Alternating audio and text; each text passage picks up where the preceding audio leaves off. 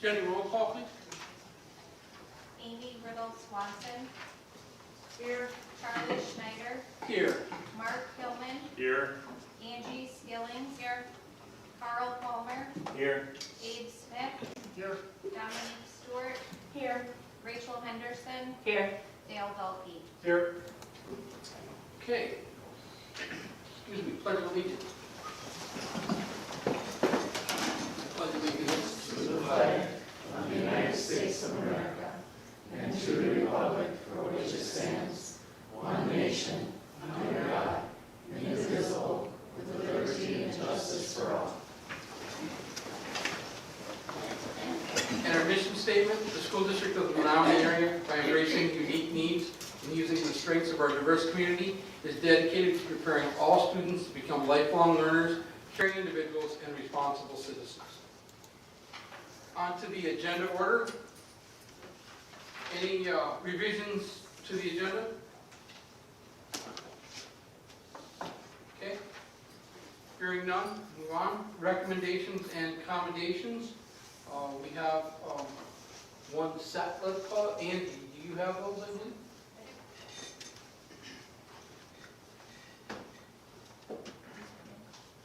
Yes.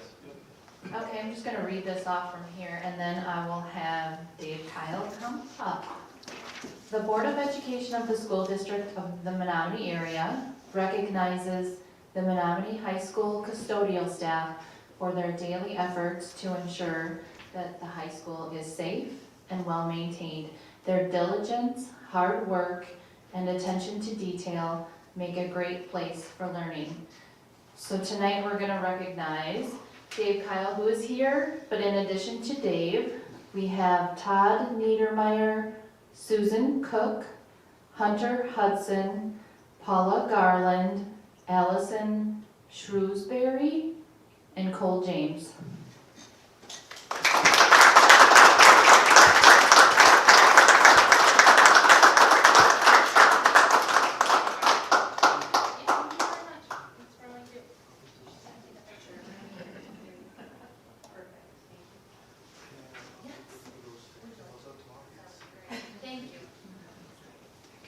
Thank you, Dave, for all your work, and thank you, Ian, for presenting that. And to our April highlight on youth. So the April highlight of youth report is there for the board to see. We also will share it publicly on our social media tomorrow. But again, another great month of many activities in our schools. Everyone has been itching for the good weather, and finally today, what you know, we have a board meeting and the weather is good. So I drive past our different facilities and see things melting. I noticed we had 6 additional spots in the parking lot here that are just about ready to be used. But back to the highlight of youth report, if you look at the high school, a number of different concerts and activities. At the middle school, the Red Cedar Watershed Conference, I know that we talked a little bit about that last time. And then at our elementary schools, you can see there's been a variety of activities, including families, students, celebrations, and just a lot of great stuff. I do want to point out the Fuel Up to Play 60 Club at River Heights Elementary had a celebration for fitness and making healthy choices using a blender bicycle. So great job to all the students and staff. Another great month in the school district. Joe, I'd just like to just add, I had an opportunity with my wife to go to the jazz concert, and we've probably gone to about 4 of them, I suppose, over the years. But this one last week was just outstanding. It was just incredible, the talent and the quality. And then they do it in conjunction with excellent trumpet player from UW Eau Claire. And it was really a great concert. Anything else on that? All right. Student Representative Communications.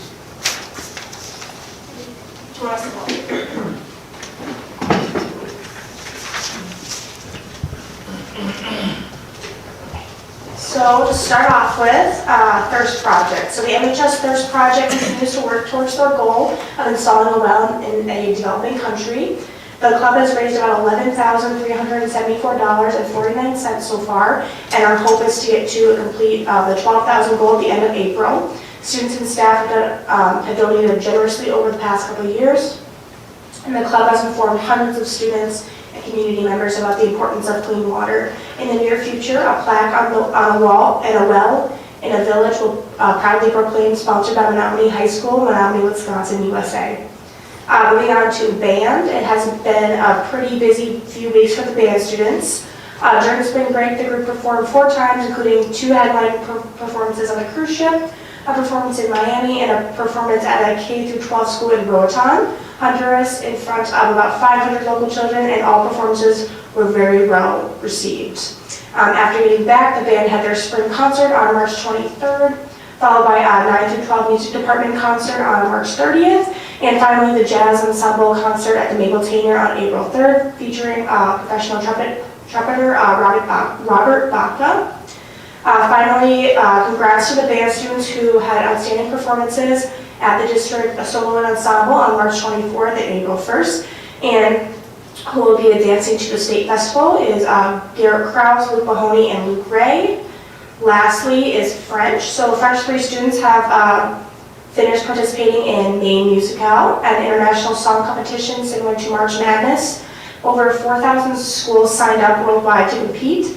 Students listened to the same 16 songs, filled out a bracket, and voted to select a winning song. In the process, they also worked on evaluative speaking skills in French and giving a recommendation. The Maine Musical song list can be found on YouTube and Spotify.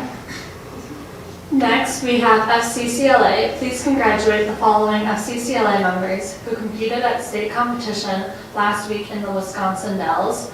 Ryan Furstenberg, Career Investigation, bronze. Rachel May, Tech and Train, gold. Rachel's score has earned her an opportunity to compete at Nationals in Denver, Colorado in July.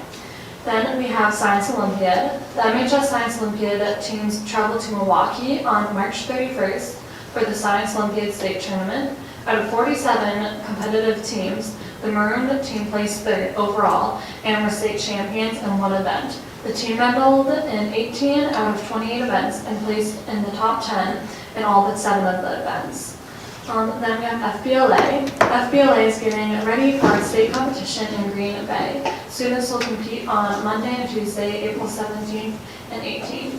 And lastly, we have solo and ensemble. On Saturday, April 1st, 2023, a grand total of 21 middle school music students and 46 high school music students participated in the district solo and ensemble. These students worked on solo, duet, trio, and quartet ensembles for various judges. This organization was set up by the Wisconsin School Music Association. Of these 67 entries, 11 entries have qualified to participate in the state solo ensemble, set to take place on Saturday, May 6th at UW-Eau Claire. Students performed in a variety of works throughout band, choir, and orchestra. Congratulations and good luck to the state participants. Thank you, ladies. Have a good evening. On to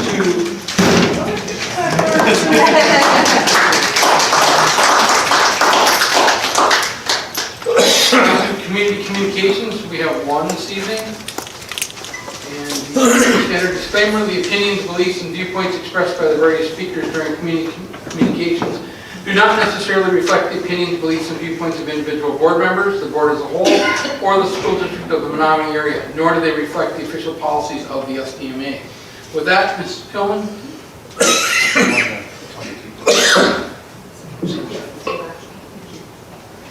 Dr. Zadowski, members of the board. In light of the Covenant School shooting in Tennessee, it seems appropriate to talk about school safety. I will narrow it down to 2 areas: guns in school and celebrating the trans-gay lifestyle.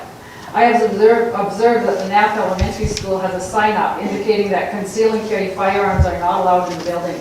I've also been told that, at least in the near past, all schools in the Menomonie district are gun-free zones. I think statistics are clear that the most restrictive cities, and you could say schools too, have the most gun violence. It makes sense that these signs keep the good guys out and are not a deterrent to the criminals. Criminals are more likely to enter a gun-free zone with a gun. So the action I propose is that we take down those signs and, in concert with the law enforcement in our district, our city, train our own volunteer civilians. My guess is that there will be a good number of parents, ex-military, law enforcement, etc., who would be glad to volunteer their time to be on this security team. We have learned that to have firearms available inside a building saves minutes and thus lives. In the process of neutralizing the shooter, we did learn that it is necessary to have courageous heroes who run toward the fire and not away from it. From Uvalde, we learned that. I'm sure that there are many more creative ideas as to how to keep firearms safely around to protect our children. Second, we know that the shooter in said incident was a trans woman. She was gender confused and tried to transition to a male and then back again. Imagine what those hormones did to her mental state. Obviously, she decided it was okay to die and to kill innocent others on the way to her own death. Action. Remove books from our school libraries that affirm or celebrate trans-gay lifestyles, calling evil good. A second beginning step would be to have a dress code for the elementary schools. Simply dress according to your biological sex. Parents, of course, would need to be instructed, and students will be sent home if not appropriately clothed. Our schools have been infiltrated with the religion of secular humanism. This new religion has pushed out the Judeo-Christian worldview. Secular humanism does not like to be restricted by the common sense of the Ten Commandments.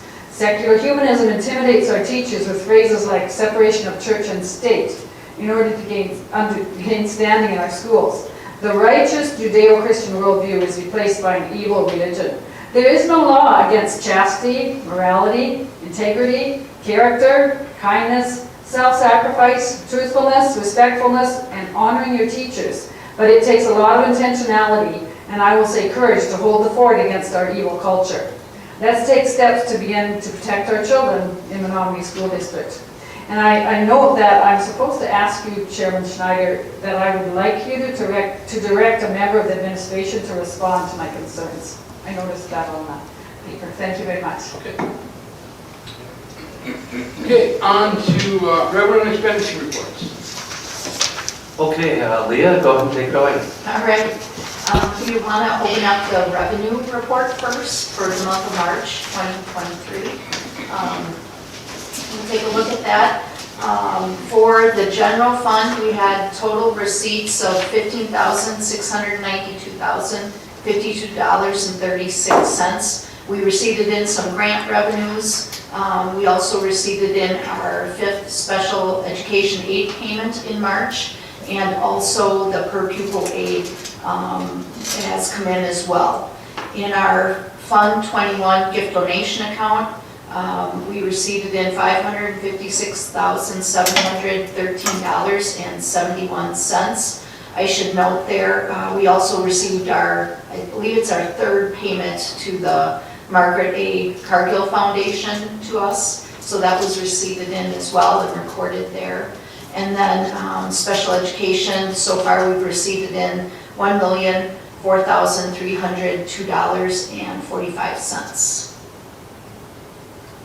Moving on to the expense report for the general fund, broken down by function, if you'd like to take a look at that report. Our Fund 10 expenditures were at, let's see here, 50.28% this year compared to 55.54% last year. For special education, Fund 27, we're slightly under there as well. We're at 61.49% compared to 62.60%. And then food service, we're at 59.5% compared to 60.84%. And there's no like unusual expenditures for the month of March, just your typical expenses and the one-time purchases and billing is the only thing to report there. And then the last report are our expenditures by object broken down. This year we're at 55.42% compared to 57.89%. And that's for all funds, not just the general fund. Any questions? Thank you, Leah. On to our monthly employment report for March 2023. So again, this is a standing agenda item, so unless there's any questions, this is informational for the board.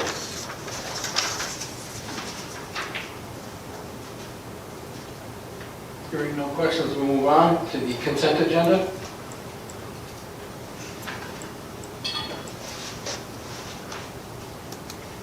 Move to approve. Second. Second. Motion by Abe, second by Carl. So in front of you, you have the minutes from the March 20th board meeting, financial reports, general fund checks in the amount of $2,517,918.56, cash receipts of $551,424.95. We have no donations of over $1,000 for this month, and then the attachments would be the monthly reports, revenue and expense reports, as well as the meeting minutes. Any questions? Okay, let's vote.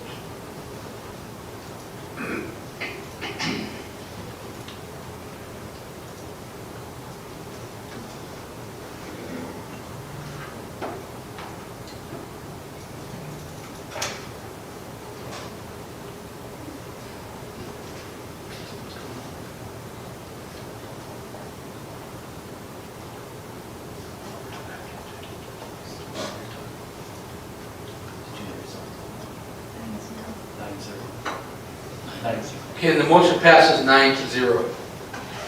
On to the personnel consent agenda.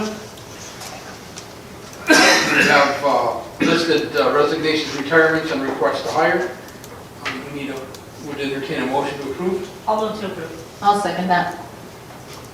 Rachel and Angie, second. Yeah, Joe. I just want to point out to board members, there was a late addition to the request to hire. After speaking with Mr. Drake, the recommendation for assistant principal at Menomonie High School is to hire Storm Harmon. Currently, Mr. Harmon is serving as the dean of students at the high school. Any other questions?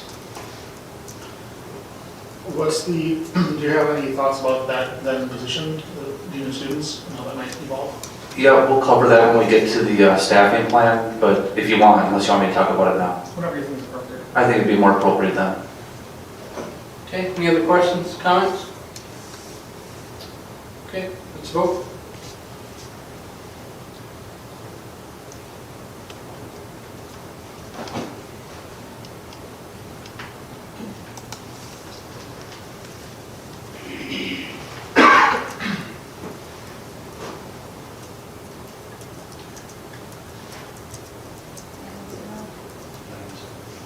And the motion passes 9-0 as well. On to the regular action agenda, approving the staffing plan for 23-24. Entertain a motion. I so move. Second. Third. We got a motion by Carl and a second by Rachel. You did win. There's Father. So the board approved, or not approved, the board reviewed the staffing plan when the board last met on March 20th. Since that time, there have been a few changes to the plan, nothing too significant. In fact, the plan actually reduces a position as opposed to what the board had reviewed in March. And it goes to Abe's question about with the dean of students position. And again, talking with Mr. Drake and Mr. Sam, as you know, he is working right now as assistant principal and academic supports. A number of the items that Mr. Sam has had under his major responsibilities for the last couple of years, those work items have either gone away, been transferred to someone else, or been greatly reduced. So in looking at that and trying to operate efficiently, our suggestion is that we eliminate that position. The dean of students position, with Mr. Harmon moving into the assistant principal position, the thought there is that that those positions could still handle the duties of the high school office while absorbing the savings there. I do want to point out, sorry, are there questions about that? Yeah, I just wanted to clarify. So it's two positions becoming one, and you're saying the academic supports had already sort of started to be a lot of the duties reassigned. what I didn't understand, I guess, is what happens with the dean of students' responsibilities. Like that is all just rolled into the assistant principal? Correct, yeah, and much of the dean of students' responsibility is attendance and follow-up, but between clerical work and, attending court and having the truancy meetings, which really is often an administrative function, this would allow that to happen along with some support for teacher evaluation and student discipline. So we think it's a good move for the reorganization, and actually it still allows for the high school office to be staffed at a higher level than it was a few years back. Any other discussion on that motion? Okay, let's vote.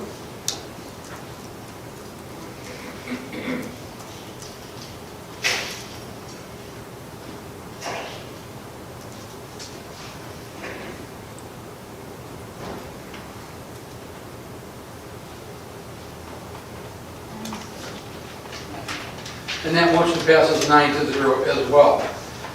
On to the approving of the compensation plans and contracts for the 23-24 school year. Would entertain a motion? I move to accept the compensation plan for the 23-24 school year. It's requested in the agenda for administrative, teaching staff, and hourly employees. A second. So we have a motion by Dale and a second by Mark. Any discussion?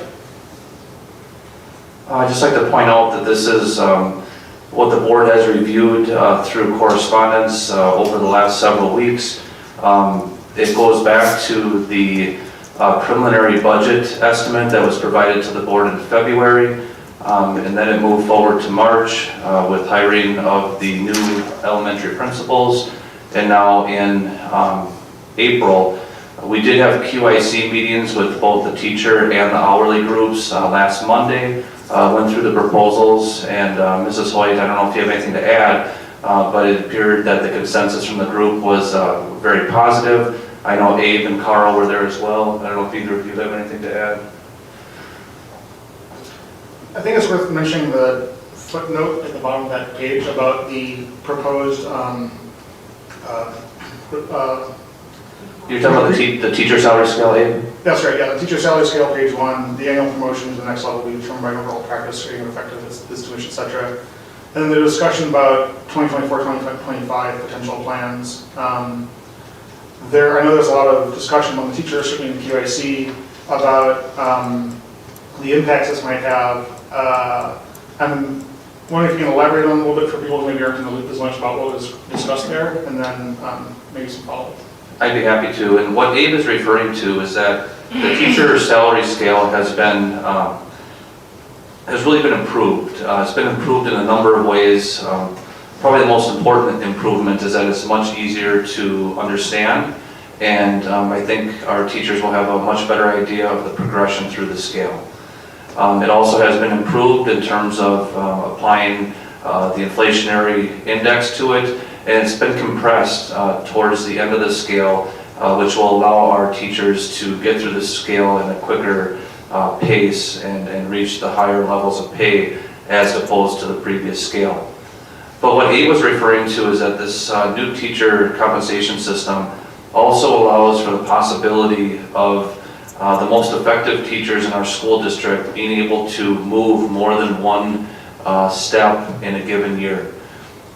When teachers have their summative evaluations every 3 years, they're rated based on their performance, and there's different ratings. Teachers do need to rate at an effective level of performance to be able to move on the scale, but right now there's no opportunity for the teachers who are rated as distinguished or the best possible rating to move at a quicker pace. The proposal in front of the board allows for that to potentially happen beginning in the 2024-2025 school year. There'd really be 3 parts to the system. The first part would be at the building level with the teacher evaluation system. And if a teacher does measure to distinguished in their performance, the principal then could recommend them for consideration for an accelerated step movement. From that point, the HR department and myself would review the situation and consider two other items. One, is the teacher a model employee? And two, do they go above and beyond in support of district and building level initiatives? I do need to point out, and the QIC group and Dave and Carl are well aware of this, that part of it is yet to be built. And that's one of the reasons why it would not go into effect until the 2024-2025 school year. I'm very confident that the directors and I could put together lists and, have the system, right away and ready to use quickly. But I think it's extremely important that we have collaboration with our teachers, with the QIC group, and that we can make the expectations very clear going into the 2024-2025 school year, so that teachers know exactly how this would work. But I do think it's a good opportunity. I think it, more so in the last couple of years, we've received more and more requests from teachers asking to allow for some sort of accelerated compensation plan. And I think this does it in an equitable way that will be available to all teachers.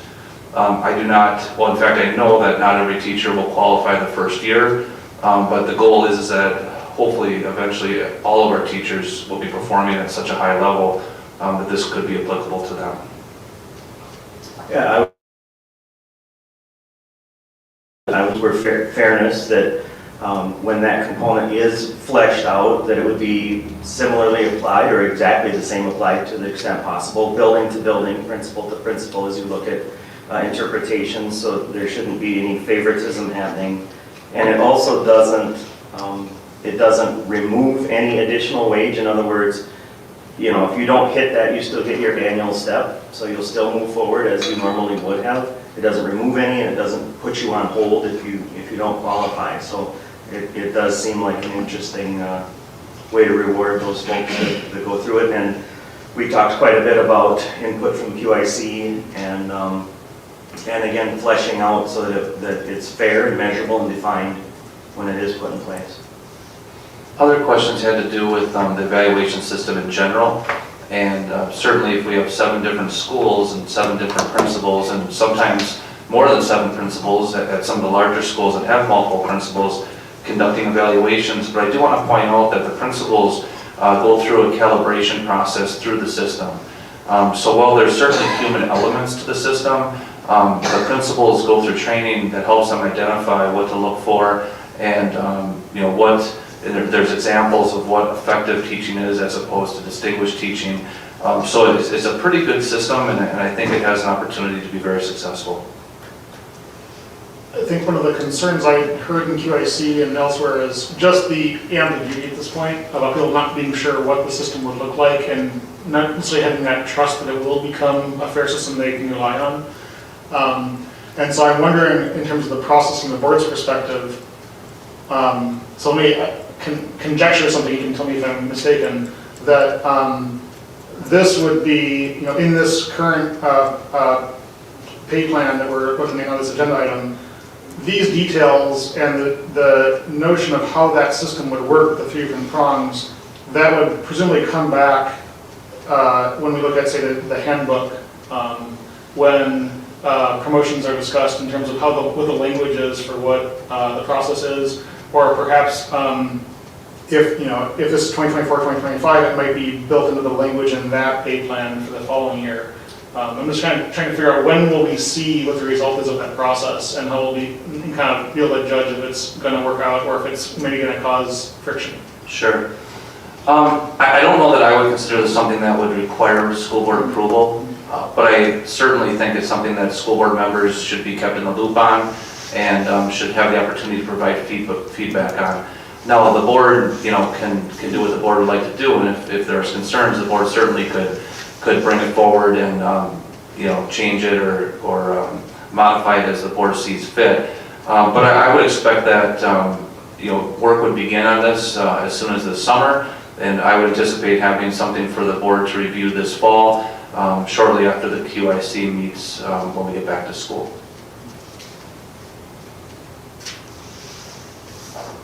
So just to make that point a little sharper, my primary concern is that no matter how well designed the system is, if it doesn't have teacher buy-in from the very beginning, it could potentially cause, the sort of friction we see when people have sense of pay inequity, right? So making sure that that process involving QIC or other groups at the building level, at the department level, are really productive and help build a system that the teachers have buy-in from the beginning. I agree, and I think collaboration is where it starts, and certainly we plan for this to be a collaborative process, not only with the QIC, but similar to the teacher compensation plan.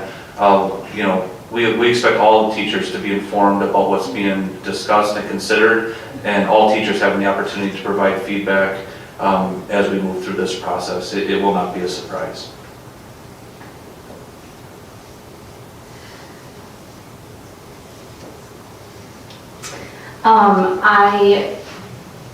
I like the idea of this because I think it could be really valuable to teachers who are spending a lot of time in like the IEP meetings and extra things that, we don't pay them extra for their time. So this is a way to show value to those things, financially, I suppose.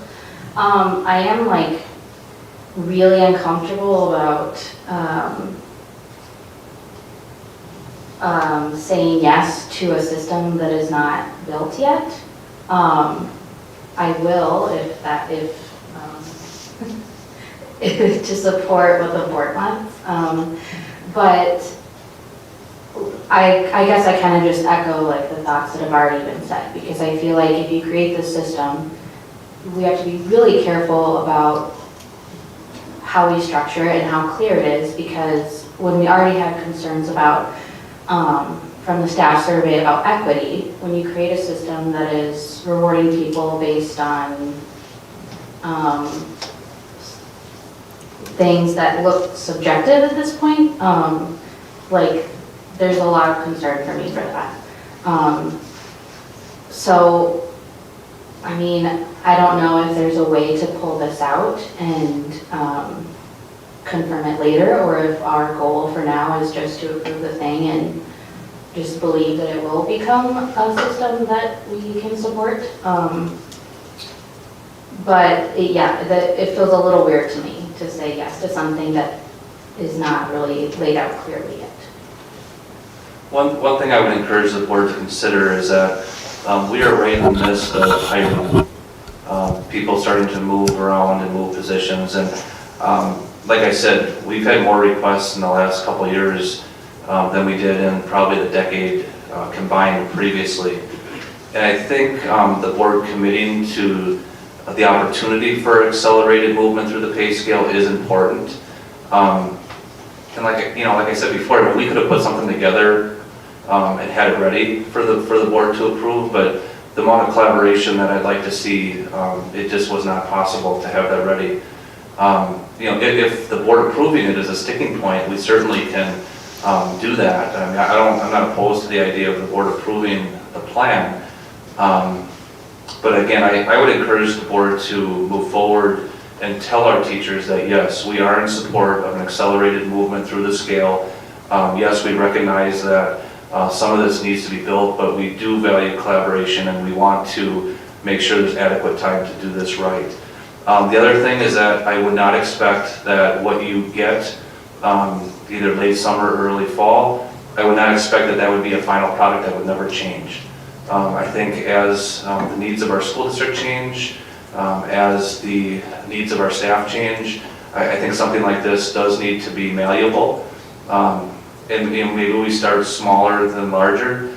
Dominique, I'm really glad you brought up IEP meetings. To me, that's one of the things that stands out as an easy indicator.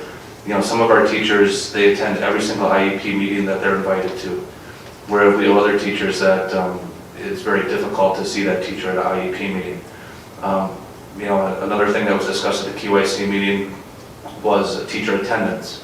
Again, that's a very objective measure, and no one's suggesting that it would have to be perfect attendance, and certainly whatever was put in there needs to be considerate of FMLA situations and those types of things. But I do think there are some measurables that we can have, and I think we can have measurables that the QIC group and our teachers as a general whole think are appropriate. Yeah, so, yeah, so I think I'm good with, again, you know, I'll do it. But, so I guess what I would like to see is, what would make me feel better about it is knowing maybe when we talk about, oh gosh, sorry guys. When we talk about it, maybe when the handbook comes back, like, I would love to see the process that was used, like the collaboration that was used across with teachers and the staff to continue to make it and hone it, but yeah. We could do that. I think that's a good idea.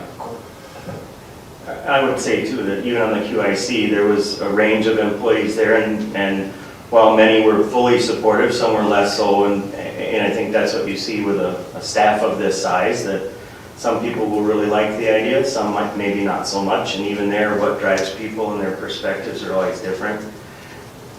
I don't have a problem with moving forward with it for two reasons right now. One is, to do it as well as collaboration as you're suggesting will require time and energy from the administrative staff, and if we don't approve that, then we have a whole bunch of work happening that's not kind of been authorized on one hand. I think that's the biggest piece, but the second piece really is, you know, there always is the escape valve, right? If 1 year from now the board is absolutely not happy with it, we can hit the pause button with another vote. It's what we vote today we can change as well. I'm willing to give it the time to develop and see what happens.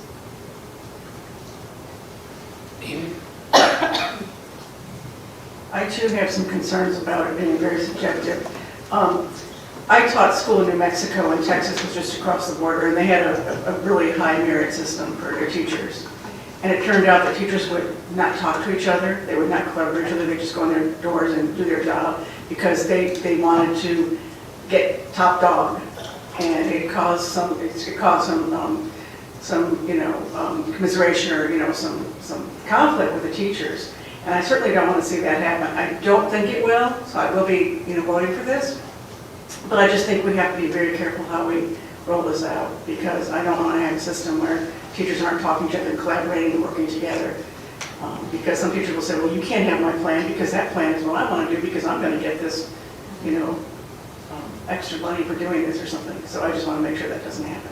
I agree, and unintended consequences are something, Abe and I were communicating about that a little bit. When we do something like this, we really need to try to think ahead of unintended consequences. And I think if we were capping the system to say that only 10% of teachers a year or something like that could qualify, then I think we would be creating an environment potentially where people would not collaborate. But that's not what this system is about. The goal of this system is that everybody eventually reach that level. But I agree, I think we're going to have to be cognizant, and Abe, I don't know if you want to say any sources, but it was a good discussion that we had. Thank you. Okay, any other discussion on this item? Oh, sorry, so we haven't talked much about the hourly wage scale. There's not any changes to that since we've discussed it in the past, is that accurate? Correct.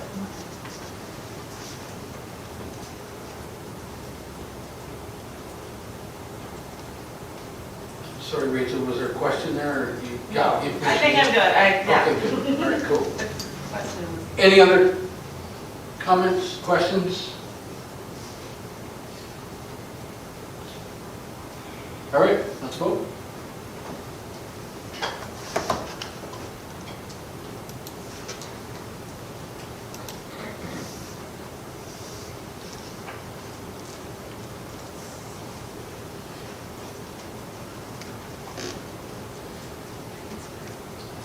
Okay, and that motion passes 9-0 as well.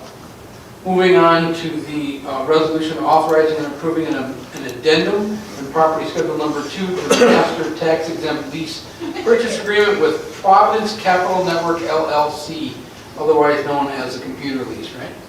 Yes, this will probably be the most lengthy agenda item that you'll see, but it was written by attorneys from Quarles and Brady.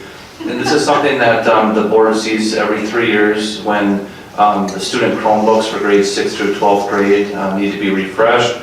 Our district uses a lease program for that, and there's a bunch of legal documents that Charlie and Abe, I believe, and maybe even Carl need to sign as well. But it is time for those 6th through 12th grade Chromebooks to be refreshed. Katie was not able to be here tonight, but I know she shared this information in your annual technology report. It's pretty standard, but are there any questions? Let's get them. I'll make a motion that we actually. No, not you. I passed it to you so quickly. I make a motion that we do that long, lengthy bunch of words there. I'll second. A motion by Carl and a second by Mark. Now, Do you want me to repeat all that? Can you read the agenda item again? Can you give a summary of what you see as the changes over our last lease contract, or? It's a little bit more expensive, but Chromebook prices have stayed relatively stable. Leah, is there anything that you wanted to point out at all? Not that I can think of offhand. It's pretty much the same 3-year lease, pretty standard, pretty much the same.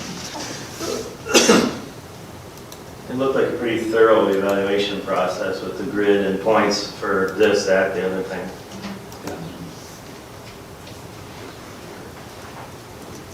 Okay, any other discussion, questions?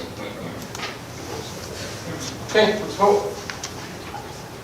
I think the lawyers are getting a good deal on this one, because if they write so much, they probably charge you for it.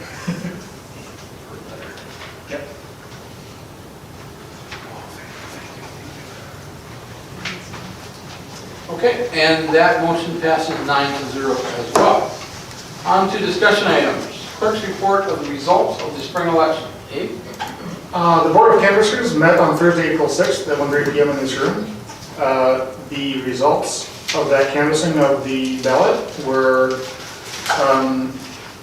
let's see, we need to do in order. In first, Dale Belkey, 3,512. In second, Amy Earl Swanson, 3,329. In third, Amber Kirsting, 2,697. In fourth, Brittany Weicker, 2,271. In fifth, Scott Parker, 2,265. And sixth, Charlie Schneider, 2,101. And there were 73 write-in scattering ballots. So the elected for the coming year were Dale Balke, Amy Earl Swanson, and Amber Kirsting. Any discussion on the clerk's report? Okay. Quarterly review of the district work plan. So the district work plan was uploaded for the board members, and as you know, at the next meeting in April, there'll be a reorganization of the board. And I wanted to just bring this forward to board members to review this time, and I'm hoping to discuss it next time with the new board, I guess what we would refer to it as. We will also provide a status update, but I wanted to point out that in our work plan, Pillar 4, we talked about having another family survey. That's something that we did last year, really coming off the heels of the pandemic, and we discussed potentially doing that again this coming year. We can do that, but if we are going to do it, we'll need to make a decision relatively soon after the next board meeting. And I'm not opposed to doing it, other than the fact that it does come with a cost. I will have the updated figures for the board to consider next time, but between now and April 24th, I'd like the board to consider that, and we can discuss it further at that point. Otherwise, are there any questions about the work plan? Quick question about the survey. In your opinion, so we have in the work plan that it would be conducted by June 30th. In your opinion, is there any harm in conducting the survey later in the summer or even early fall? I don't think I would do it later in the summer. The work plan was to have the results shared with the board by June 30th. Oh, I think we would want to do it while school's in session and most people are still in town. And this school year is still, in their thoughts. Once we get to graduation and the end of the school year, I think people will really start transitioning to summer and the following year. It'd really be more of a question about this year. Yeah, I guess part of the reason I ask is in order to get that done and have the report by June 30th, you would not have information from the legislature on the state budget, and there might be some things we want to put to families or ask families about. So I wonder if it makes some kind of sense to do that in the fall. I think that might be a good idea, Rachel. We're also nearing the end of our strategic plan.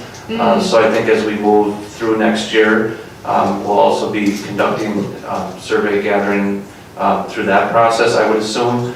I also worry about survey fatigue, with COVID, and then even this last survey we had about the remote learning days having to do with school cancellations. There's been a lot of surveys, that we've asked our families. I definitely, if the board thinks this information is valuable, I'm not opposed to doing it, and perhaps making, some time to look at last year's survey data and whether or not it informed our decisions for this year might be a good opportunity between now and the next time we discuss this. This is unfair, but do you know offhand more or less what the participation rate was in that remote learning survey? I don't, but I can have that ready for our next meeting.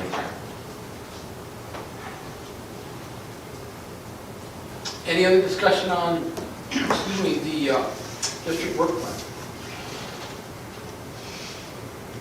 You mentioned that at the next meeting, we'll have, so the last few times we've looked at this work plan, it's been included some red and green progress report, so that will be included in April 24th. Yeah, a more thorough status update. Yeah. Apart from that note about the survey, is there anything else that you want us to sort of consider before the next meeting? I don't think so, Rachel. I think we're making great progress in all the areas that the board want us to make progress with. I think that's the one we have to decide whether or not we want to move it forward or place it on hold.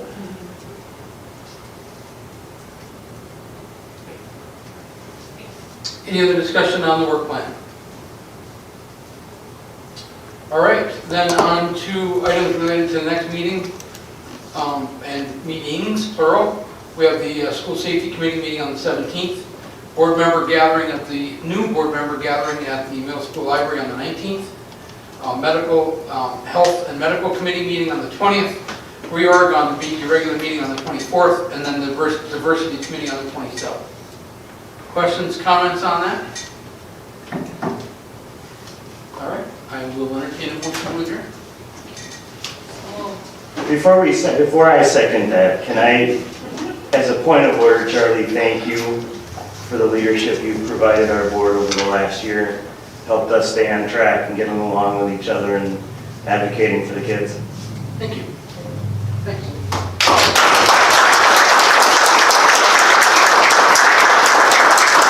So I second the motion. All right, we stand adjourned.